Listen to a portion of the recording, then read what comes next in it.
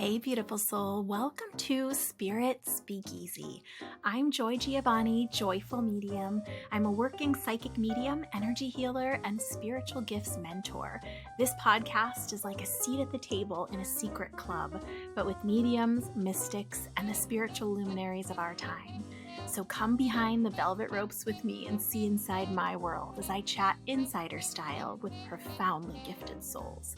We go deep, share juicy stories, laugh a lot, and it wouldn't be a speakeasy without great insider secrets and tips. You might even learn that you have some gifts of your own. So step inside the Spirit Speakeasy. Hey, beautiful soul, welcome back or welcome in for another episode of Spirit Speakeasy. Today, we're going to talk about something that we don't usually talk about: taboo grief, forbidden emotions that we are just told not to talk about. I have a little request right up front in this episode, and then I have a little announcement. So my request is that you listen to this episode with an open heart and mind. I'm going to share a few client stories to illustrate their taboo grief, because I think sometimes the best way to understand and to see ourselves is in other people's stories. So I'm going to be sharing some client stories. You may find yourself in some of these stories. You may find yourself feeling judgmental about some of these experiences. Have an open heart and mind and be kind. These are real stories. The names have been changed to protect the privacy of the clients. But yeah, so be kind. And all of you, if you're listening to this, are highly sensitive and empathetic.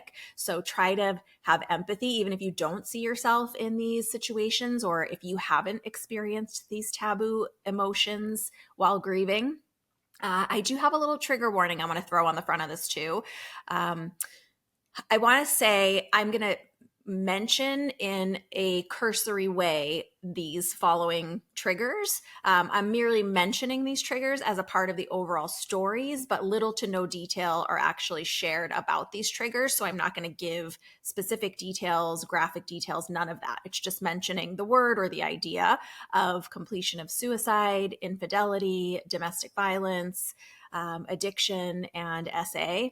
So trigger warning: if just the mention of any of those topics are triggering for you or traumatic for you, skip this episode. But like I said, I'm not going into graphic detail about any of those. It's just not necessary to the stories.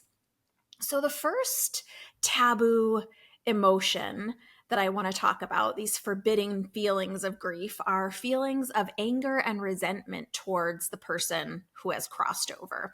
This is probably more common than you might think, and maybe you might even see yourself in this story. So I'm going to tell you the story of Charlie and Teresa. Imagine a married couple creating a life together. They have two beautiful boys, a lovely house, picturesque holidays, complete with the family pictures with the matching sweaters, right? The Instagram worthy pictures look pretty, but the ugly truth is just below the surface. As the kids grow, so does Teresa's resentment. Learning to raise her own kids really triggers some of her own unhealed childhood traumas, and the marriage is in trouble with all of these little arguments that feel like 1,000 cuts. Somewhere along the way, Teresa has started drinking more and more. She refuses therapy and help of any kind, and the fighting gets worse and worse. At some point, Charlie can't take it anymore, and he decides to separate. Teresa moves out, and she starts having new friends and going out more, and she also, at some point, starts abusing drugs. Charlie feels like his kids are in danger at this point, but ultimately he really wants the marriage to reconcile. He didn't want to separate in the first place, but just thought it was the only way to get through to her. So his intention is still to get back together and work this out. He hasn't been going to therapy either.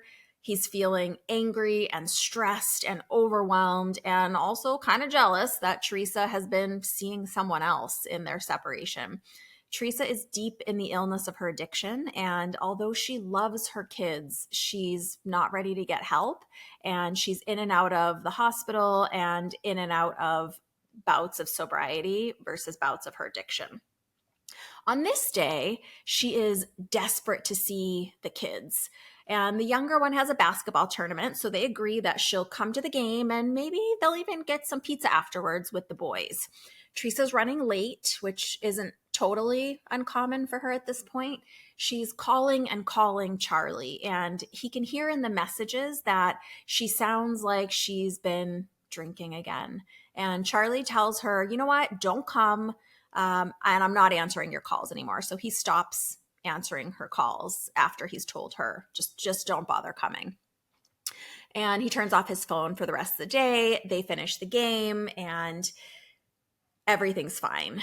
The next morning, Charlie sees that he has an email message from sometime really late the night before. It's from Teresa, and that's really weird because obviously she calls and texts him, but this is an email. And as he opens it, he realizes, oh my God, this is a suicide note. And in that note, she blames Charlie and tells him in no uncertain terms that this is all his fault, that her drinking is his fault, the separation is his fault, and that her intention is to complete suicide, and that's his fault too. And then she moves forward with that plan and she completes suicide. I met Charlie about a year into his grieving process. He was in town on business and just got the inspiration to come in for a reading. That's often how it happens with people. Teresa came through from Spirit, and in this reading, she shared her story with me, making many apologies along the way and expressing how much she deeply, truly loves her boys. And while all of this was incredibly meaningful to Charlie, that she was honest about what happened, honest about the drinking and the way the relationship went, and that he could understand through the details she was sharing that, you know, the apologies seemed sincere, Teresa also helped me understand that he was actually there to talk to me because he'd been struggling with tough emotions around her passing. He was still grieving. He was still very much in love with her. And that email note had just broken his heart. He also was angry with her, furious even. How could she leave the boys like that? Did she even know how much pain he was in? He resented what he felt like were really selfish choices on her part. And even worse, he had to keep all of these feelings a secret from his family because he felt like no one would understand. He felt terrible on several levels. He was actually really surprised through our conversation to learn that he's not alone in these types of feelings, especially when someone passes from suicide or substance use. There are really a ton of taboo feelings around anger and resentment for the person that have passed. We, in our culture, in our society, and often in our, family of origin, we're taught that we're supposed to feel a certain way, that if someone is struggling with addiction, that it's an illness and we have to let things go and we're not supposed to be mad at them. That's how Charlie felt anyway. And I know that he's not the only one. I've heard this story from several other people that they feel just anger and resentment and are so mad at this person that passed, but they don't feel like they can talk about it. So my point in sharing Charlie's story, Charlie and Teresa's story, I guess it is I just want to highlight as one of these groups of really forbidden emotions, anger and resentment towards the person that's passed. Have you ever had a situation, or have you ever known someone else that has someone that passed that they, secretly or maybe not so secretly feel anger and resentment towards this person for something they did in their life, for their behavior, for the way they left, or for those that they left behind? I'm curious to hear your thoughts about some of these taboo grief emotions.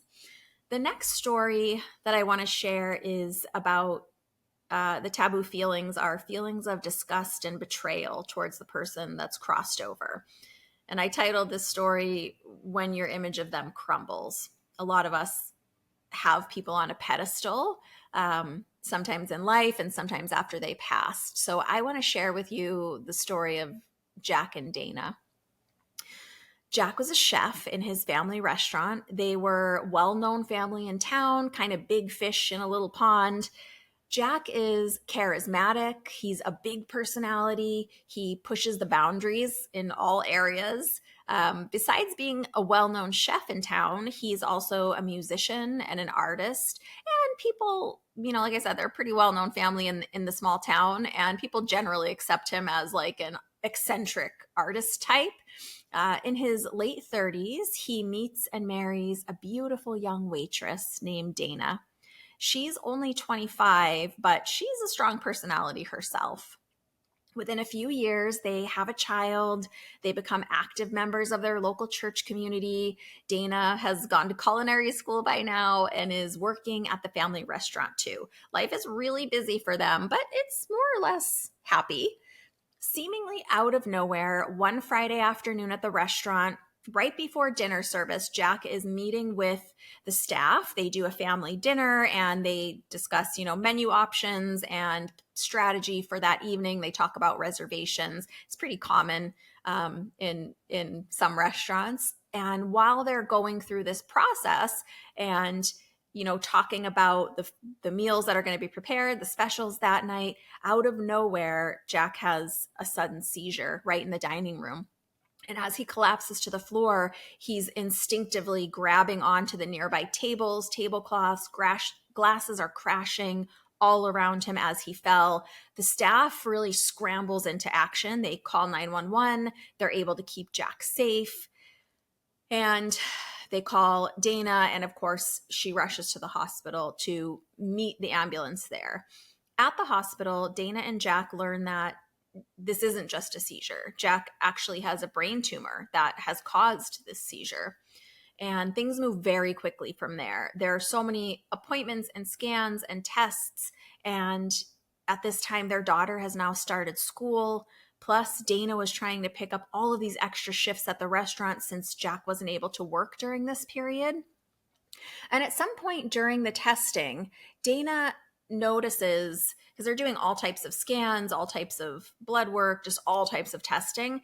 Dana notices this egg-sized shadow on one of the brain scans. And she recognizes that this egg-sized shadow has grown, that on some of the earlier scans, just a few weeks before, that this was only the size of, I think she told me, like a ping pong ball, a little smaller than a golf ball. And on this scan, she noticed it was like the size of an egg. So she was like, hold on, this is clear difference. This is growth. She really pushes the doctors to look at those previous scans, to do additional testing. No more wait and see, because sometimes between the scans, they were saying, oh, we just have to wait and see. We're not sure. She's saying this is a marked difference. No more wait and see, additional testing. She really pushed hard for this. And she was right. The tests lead to a diagnosis of aggressive brain cancer. And as they're sitting in this high-level specialist office talking with them, Dana also found out that Jack had previously had brain cancer when he was much younger, and the family always knew that there was a high likelihood it would return. This was the first she was hearing of it, but she kind of put that to the back of her mind to focus on his care and treatment and what was going to be next. And it was a long battle. Through the next few years, things seemed to get darker and darker at every turn. There were surgeries and treatments, and Dana was doing her best to manage all of that, plus carrying everything with her work and the household and their daughter with little to no help from any of what she thought was supposed to be this close-knit family. And during this time, Jack also began to share more stories from the years at the restaurant, his earlier years, his artistic pursuits, his musical pursuits. And some of the stories he was starting to let out were a little bit unsettling. But also, as Jack's health declined, his quote unquote mean side, as Dana would call it, came to the surface more and more. Jack was spiteful. He was rude. He would be so verbally mean and abusive. And eventually, he also became physically abusive. It was so confusing for Dana, and she felt so alone. At the time of his passing, Jack and Dana were actually legally separated and divorcing. And through the last few weeks of his life, Dana was able to forgive Jack for the abuse, and they had some friendly and kind of healing conversations before he passed, actually. After all, he was dying of brain cancer. How could she not forgive him, right? That's how she felt for the first few years after Jack's passing, anyway. But as life went on, Dana remarried. She had one more child, more life experience, more perspective. If you're kind of over 30 or over 40, you know that as we grow, we look back on our life and sometimes we get more perspective and kind of see things a little more clearly. And lots of things just were not sitting right with Dana. She started to put two and two together in several areas and realized that Jack's family and Jack allowed her as a 25-year-old woman to marry and have a child with a man knowing she would lose him to cancer and never mentioning any of it. They didn't even think that she was worth telling this information to. She was pretty frustrated. Taking all of her options away from her is how she felt, like her option to choose. And she also started to question whether that terrible side of Jack's personality was from the cancer or chemotherapy at all, or could it have been part of his personality all along? Some of the stories he shared pieced together with the things people would jokingly say about Jack at the restaurant, like, quote unquote, Jack's a bad boy, just like his dad, was one of the things that really stuck out to her. Jack's dad, Joseph, was infamous for behavior that would now easily qualify as sexual harassment at the workplace, at the best, and outright assault in some cases.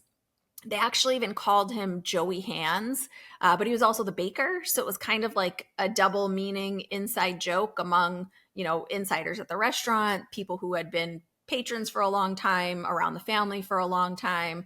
Joey Hands. Dana pieced together the bits slowly over many years and even began to realize that based on the timeline of many of the stories, Jack was definitely involved with inappropriately young teenage girls during his time as a chef.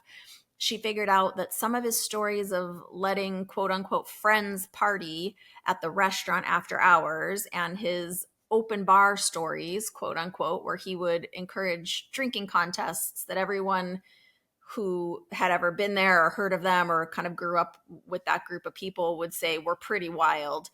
She started to figure out that those were actually often with high school aged girls, and Jack would have been in his late 20s at the time. She realized bits and pieces of these stories had been told around the restaurant for years as those kind of like, remember back in the day when XYZ happened, and everyone would have a laugh, and the mom would say this phrase that just stuck out to her. Oh, Jackie's a bad boy, just like his dad.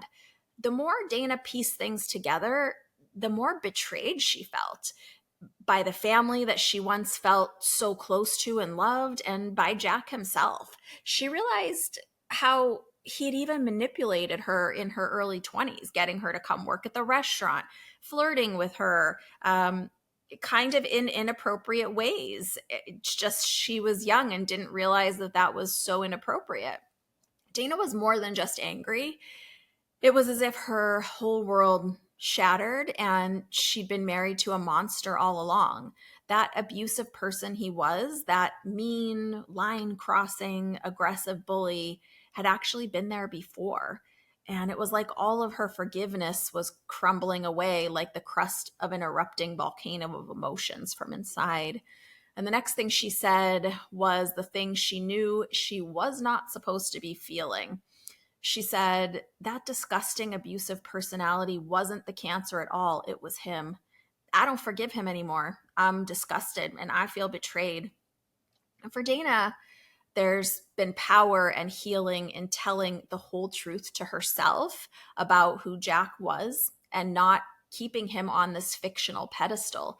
And I find so often with people struggling in their grieving process with someone who was a tough personality like this, that sometimes in retrospect, we piece things together, especially if this person was older than us or in a position of authority to us. I find this people with their parents that have passed as well, where, afterwards they start piecing together these bits and pieces and realizing, oh my gosh, this is an abusive person that has maybe abused them or maybe has abused lots of other people. And that's the case here. And in our culture, it's just my opinion. I know we do this thing, putting people on this fictional pedestal, and I think it's unhealthy. I think in our society right now, especially with the things going on and coming to light, kind of in all areas of media, times they are changing, and different things are acceptable than used to be, and we don't have to keep people on pedestals in a way that's dishonest, right? If someone was a great upstanding person, like, yeah, wonderful. Everyone's human and makes mistakes, but there is a point where it crosses a line into being abusive, being inappropriate. And for Dana, it was really like earth shattering, because as she pieced these things together, it was like the memories of her life were just tainted. She felt like all of it was a lie.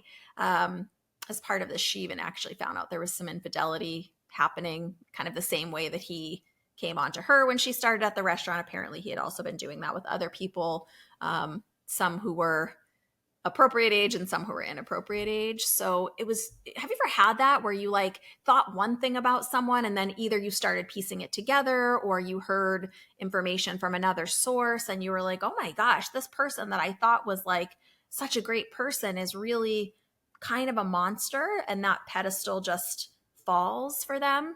I mean, I know we're not supposed to have people on pedestals anyway, because we're all human, but I think you know what I mean. Someone that we love, that we admire, that we look up to. And then we find out these really terrible things. Maybe you've had it in your personal life. Maybe someone close to you has had this happen. Or maybe it's just even been with public figures that you look up to. And then terrible things come out, terrible behavior or abuse comes out. And you're really rocked thinking, oh my gosh, I've been supporting this person's work all these years. I've been, their music is the soundtrack to my life, for example. And now they're this monster, and I don't know how to reconcile that. So that's the reason for this story about understanding feeling betrayed and feeling disgusted even towards people when your image of them crumbles. So a little food for thought on that. Have you ever experienced something like that, whether with someone in your own life or a public figure? I'm curious for you guys to let me know in the comments, or you can even email me. The last story is a tough one. This story is about the taboo grief emotion of feeling like you wish that loved one, that unwell loved one, would pass away. I'm going to tell you the story of Maya and Marla. They are 18 months apart in age, both beautiful, confident women, equally strong, but kind of like night and day in their personalities. Very different people, but super close. They had a very special relationship, not only like open and honest and upfront, but intentional. The relationship wasn't perfect, but they really kept working on it and tried to be really open and honest with each other. And it brought them closer and closer, even into their adult years. And when they're both solidly in their 30s, the sisters could respect and appreciate their differences. And they even could support each other on their own unique paths while still having real conversations about the hard things. They just were having different pursuits in life. But even though they were so different, they were able to have this beautiful, supportive relationship. I think most people have trouble in their teens and then kind of come together. And as they grow, their relationship got tighter and tighter.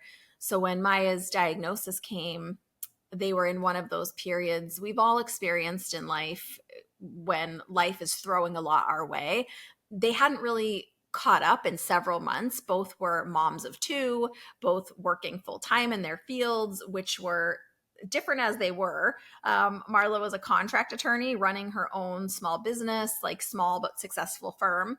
Maya ran ran the after school programs for kids at a community center and incorporated things like yoga, meditation, emotional dancing, vision board art. So they're very different people. And when Maya's diagnosis came, they just hadn't really caught up in a while just because they were busy. Marla was at a meeting actually with her dream client as a contract attorney when she got the call.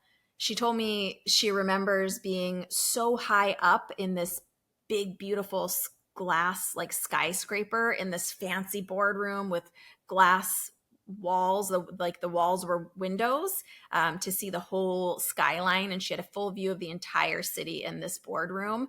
It was a really incredible moment for her. This was like her dream client.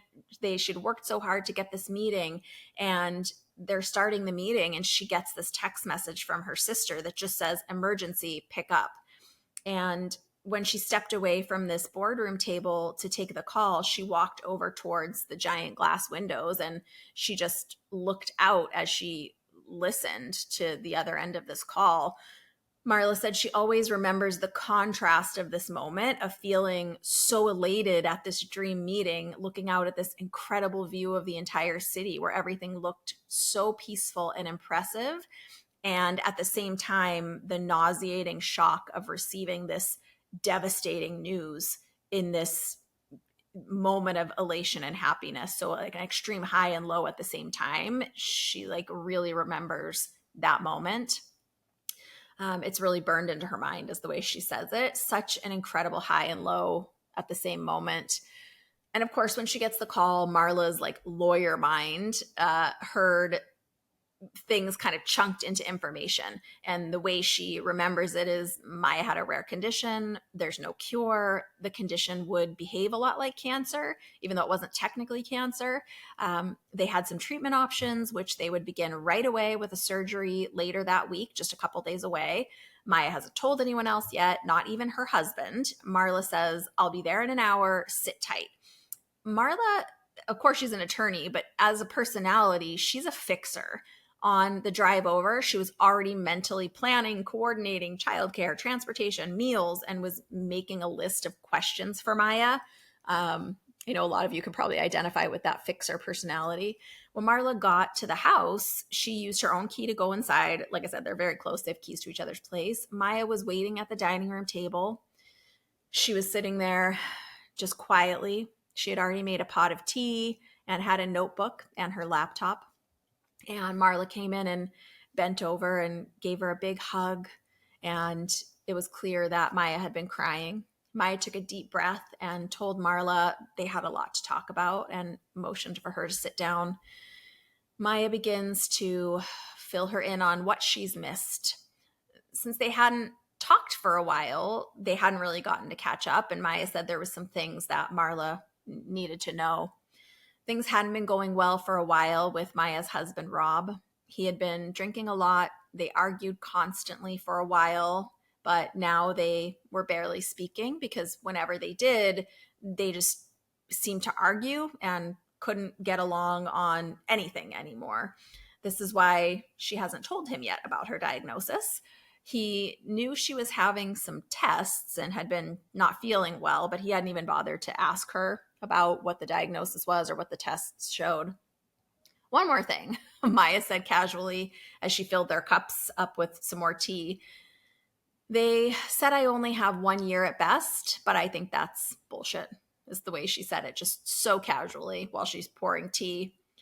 Maya, being the strong, independent woman she is, already had a list of her own. She had alternative therapies listed out that she wanted to incorporate into her treatment, strong opinions about wanting to make her own choices every step of the way. She had a list of her friends community, which was this amazing, loving, supportive community of women that she knew, most of them through yoga or teaching, or the after school program. There was nothing for Marla to fix. Maya just wanted her to be there and be a part of it all. But Marla had agreed to Marla would have to agree to honor all of her decisions, even if she didn't agree. Maya was clear that this was her body, her journey, her choices. And Marla, of course, agreed. She was a little surprised that she didn't need to be the fixer, but she definitely agreed that she was wanting to be there, and even though she felt like probably it was going to be hard, she would support Maya's choices even if she didn't agree. Everything moved really quickly. Maya wanted everyone to know right away, so everything was in place, out in the open, going into this first surgery a couple days away, since the post-surgery chemotherapy was expected to be pretty challenging for her physically.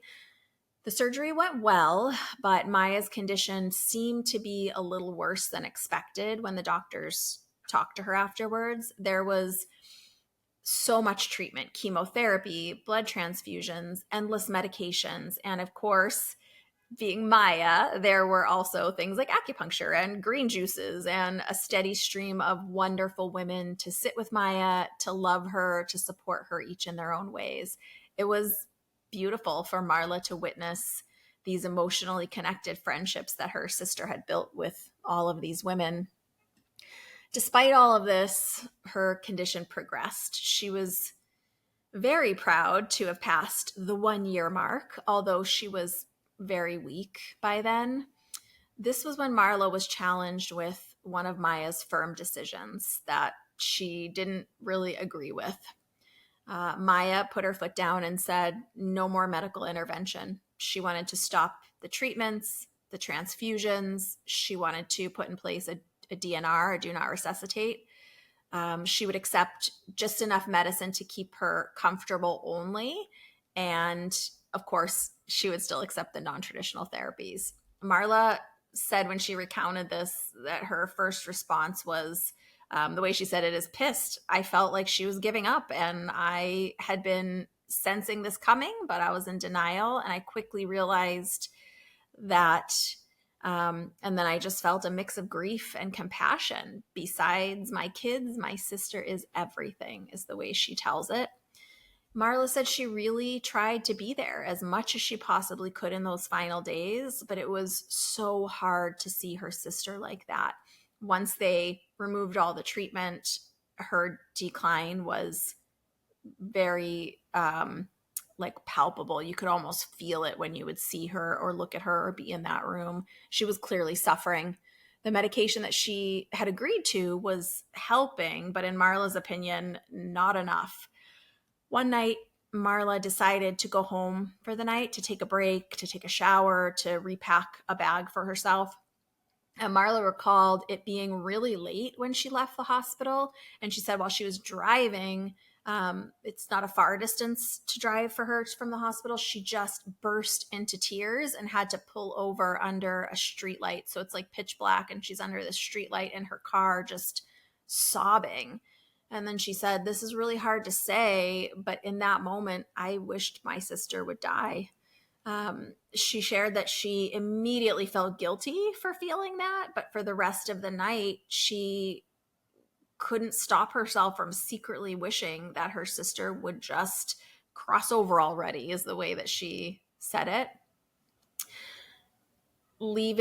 She wanted her to like leave behind the suffering of her body, of course. Marla jokingly but seriously said, "I wished it. I talked to God about it. I even asked our grandma in heaven to come and get her," which I thought was funny the way she said it.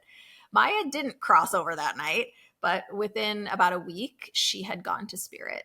Marla got the chance to say goodbye, and so did her husband and their kids.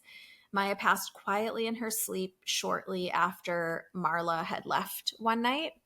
Marla shared that these feelings of wishing that her sister would die were the most difficult thing she ever had to come to terms with.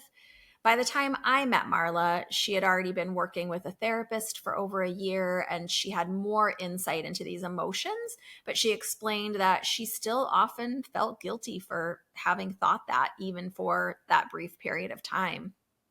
She was still experiencing deep grief and didn't agree with her sister's final medical decisions. She was still struggling with that part. She says it's been shocking for her to learn through therapy and through grief groups that she's participated in just how many people have these taboo thoughts. She still owns and operates a legal firm, and she tells me that she's channeling her grief into working on offering a legal clinic, a special legal clinic to assist people making end of life decisions and completing that legal paperwork. But she really is still working through those tough feelings. Have you ever had that in your life? Someone who's really ill, really unwell, clearly struggling at the end of their life, and you just wish that they would cross over already. It's such a tough emotion. It really is one of those taboo emotions that we are forbidden to feel and forbidden to talk about, certainly. But it's truly not uncommon. Being human is messy. Emotions are messy. When someone passes, the truth is you're allowed to feel whatever you feel. If you want to be real about who the person was, that's okay too. You're not required to keep people on false pedestals. You're not required to say that you support all their decisions if you're really pissed and didn't agree about the choices they made at the end of their life. Or if you feel like they left you to make some hard choices that you wanted them to choose for themselves and they put it on you maybe. There's so many emotions that come up as part of our grieving process, and stifling our emotions or shoving them down, putting them to the side, keeping them forbidden, it doesn't make them go away. Those emotions don't leave. They just fester inside of us and come out in different unhealthy ways for each of us. So I'm offering this episode as just something to think about. Like I said, maybe you can see yourself in some of these situations. Maybe your story's different, but maybe you have felt anger and resentment at someone after their passing for the way they passed, maybe for the life they led. If you feel frustrated because maybe you have someone in your life that other people are keeping on a pedestal, that you see some things about that person that you feel like we can't be celebrating this person in this way. We need to be honest about who they were. Often, like I said, culturally, after people pass, some people, it's their instinct or their cultural programming, what have you, to put that person on a pedestal and only talk about the good sides of them and not remember the challenge sides of them. And I've also found that for some people, it's the exact opposite, where people in the family or in the community only want to remember the bad sides of this person, quote unquote, or the challenged side of them. They only want to remember, for example, what that person did when they were deep in the struggle of their addiction, and they don't want to talk about the good side of them. But can we remember the person as a whole person and just be honest, at least with ourselves, about who they were? Can you give yourself permission to do that in your own life, whether it's privately in your own journal or with your own therapist, or maybe even with a friend who you feel comfortable sharing with? I'm hoping that over time, and through sharing experiences with each other, through learning more, as we have more access to people sharing their stories, maybe we'll see that these emotions are part of the grieving process for a lot of people, and they don't need to be so taboo. They don't need to be forbidden. And keeping them that way just keeps us in pain and anguish and struggle. We need to be able to share our thoughts, or at least to express them in healthy ways and own them and have them, and not feel guilty or embarrassed about having the feelings we feel. You're allowed to feel what you feel. And in the last story of Marla and Maya, I know it's been a few years since I met Marla, and she actually still struggles with some of these emotions. And she, through her grief groups, like I was saying, she's really learned that a lot of people feel this way. And actually, because she's such a fixer, it's made her even more charged up, even more mad, because she feels like, well, why shouldn't we just be able to be honest about this? Not just in the secrecy of grief groups or therapy groups, but publicly. Why can't we just say this and be accepted and have it be a normal part of the grieving process? And my hope is that one day we will be able to feel all of our feelings and be able to say the things that are true for us, and be able to be honest about people and have these, maybe messy, but necessary emotions. If an emotion is coming, it's because it's in you, and there's something to process there, or something for you to hold as truth there. rather than beating yourself up and saying, oh my gosh, I shouldn't be feeling this way, or feeling guilty, or thinking it's taboo that you have these feelings. I wish I could share all of the stories that I have about these forbidden emotions and taboo grieving, because I can't tell you, it's the number is big. I can't tell you how many clients, as part of their reading, it comes out that they have some of these forbidden emotions about their loved one on the other side. Sometimes it's because of the way they passed. Sometimes it's because of the timing in the way they passed. Sometimes it's something they said or did or didn't do. Sometimes, like Marla, it's because they witnessed their loved one in such deep suffering and they don't agree with their choices that they're making. I've even had it where they're mad that that person, the choice was to not go to the doctor, to not get any medical care, and for the kind of sometimes the aftermath of what that person leaves behind because of their choices. So whatever of these emotions you identify with, or maybe in your personal life, maybe someone that's gone through a matching experience or a matching emotion. Maybe you've had, like I said, these emotions or feelings about someone that's more of a public figure, not someone personally. I really hope that we can talk about these things, or at least be honest with ourselves and realize that this is a normal part of the grieving process. There are no rules about grieving. There's no linear timeline, meaning like it's not that, okay, I'm going to be sad for 2 weeks or 4 weeks or 1 year, or whatever the standard quote unquote grieving time is. That's not a real thing.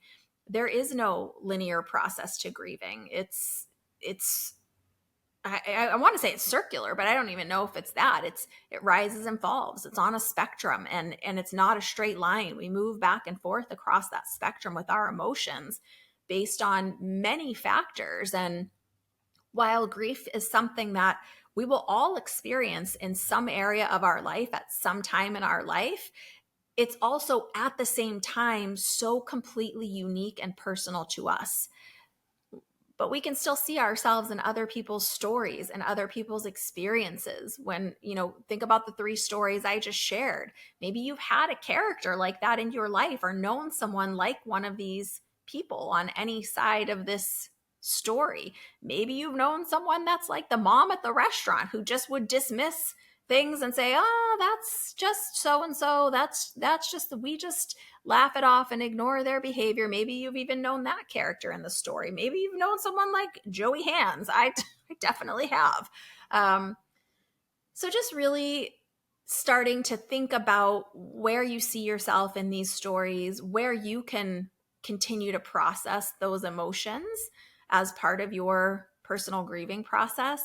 As you know, if you've been here for any length of time, if it's your first time, I guess maybe you haven't heard this, but I think it's wonderful if you have the means, the ability, the privilege to find a therapist to work with. Remember, every therapist is different, and it's about finding the right fit for you. So you might see someone and think, oh, this is not working. Try someone else. Try a specialist that, a therapist specialist that specializes in grief, maybe. Try a hypnotherapist, maybe. Try some different things, but shoving these tough emotions down just because they're difficult, just because they're forbidden, just because they're taboo in our culture is not healthy for you. And you're allowed to have whatever emotions you have, even if they're uncomfortable, even if they're messy, even if you wish you didn't feel that way. You're allowed to feel how you feel as part of your individual personal grieving process. But just know that you're not alone. And no matter what you're feeling that's taboo about that person who's left the physical world, I can almost guarantee you that you're not alone in those feelings, that there are other people who have had similar emotions. Of course, their story, their situation is unique, but those emotions are the thing that we have in common as human beings, is this spectrum of emotions. There are different applications and different ways they show up, of course, but you're not alone. You're not bad or need to be guilty for having these emotions. There are other people that have felt this way, and it's okay to feel however you feel. So please know that I am sending love to you for any of the tough emotions that you experience, any of the similarities that you see within yourself with these other stories. And thank you for listening with empathy to the stories that I did share. Because like I said, these are real people and real situations that have happened. So wherever you are in your grief journey, whether you've experienced grief recently or whether it feels kind of far from you right now, I hope that you found something in this episode, and I hope that it gives you just a little bit more permission to feel how you feel, to process those feelings in healthy ways, and most importantly, to know that you're not alone, that we're all here in this beautiful, wonderful, messy human experience all together. I would love to hear from you and know what of these stories resonated with you, where you can see yourself, where maybe you've had a similar emotion. You can always put in the comments wherever you are listening or watching. The other thing is, it would really help if you would rate the show. So if you're listening on a podcast platform, any of the platforms, if you like and subscribe, there's usually some kind of button that you can like and subscribe so you'll receive all the episodes. And then there's also a way for you to rate the show. It helps me because it helps the podcast get visibility, and it helps people know, okay, this is one to listen to. And it also helps you because you never miss an episode. If you subscribe, they'll come to you. So if you wouldn't mind doing that. And if you feel like this episode or another episode was really meaningful to you or could really highlight something for someone else, I would love it if you would share an episode with someone that you care about, maybe someone that you know that is going through a tough grieving process, and you want to tell them, hey, you're not alone. So if you can find it within your heart to share an episode, I would love that as well. Thanks, as always, for being here. I love having you with me inside Spirit Speakeasy. Big hugs. Bye for now from inside Spirit Speakeasy.